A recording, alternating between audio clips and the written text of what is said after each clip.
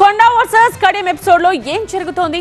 సురేఖకు తెలియకుండా YTDA board ఏర్పాటు, మంత్రి లేకుండా కడియం చేసిన రివ్యూ రాజకీయ రచ్చకు దారితీయగా ఇటీవల కేబినెట్ భేటీకి డుమ్మా కొట్టిన కొండా సురేఖ సీఎం దగ్గర ప్రత్యక్షం కావడం మరో చర్చకు దారితీసింది.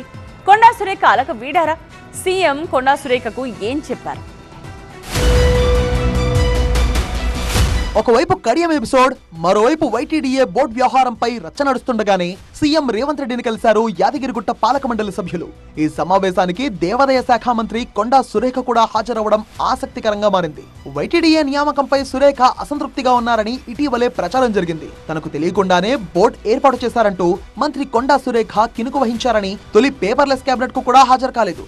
ఆల్ ఆఫ్ సడన్ గా వైటీడీఏ బోర్డు సభ్యులు సీఎం ని కలిసే సమావేశంలో మంత్రి కొండా సురేఖ పాల్గొనడం పొలిటికల్ సర్కిల్స్ లో కొత్త చర్చకు దారితీసింది. ఇటీవలే కడియం శ్రీహరి వ్యవహారంపై కూడా కంప్లైంట్ చేస్తూ సీఎం కు లేఖ రాశారు సురేఖ. దీనిపై సీఎంతో ఆమె ఏం మాట్లాడారో, సీఎం ఇచ్చిన బదులేంటి అన్నది ఉత్కంఠగా మారింది.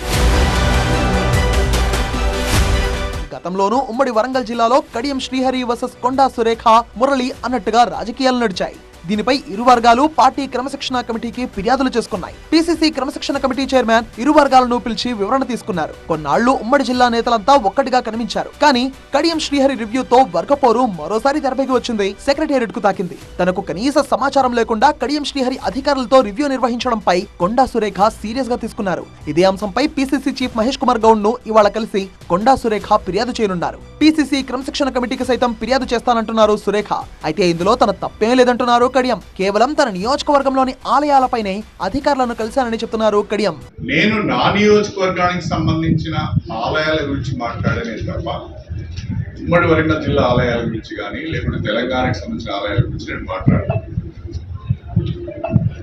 సమీక్ష అంటే నా దగ్గరికి అధికారులు వచ్చినప్పుడు, నా ఆఫీస్కు వాళ్ళు వచ్చినప్పుడు దాన్ని సమీక్షగా మనం భావించాలి. కానీ నేనే వాళ్ళ దగ్గరికి పోయినప్పుడు నేను అది రిప్రజెంటేషన్ ఇవ్వడానికి వెళ్ళినట్టుగా భావించాను. ఇది అవగాహన రూపమే తప్ప మరొకటి కాదు.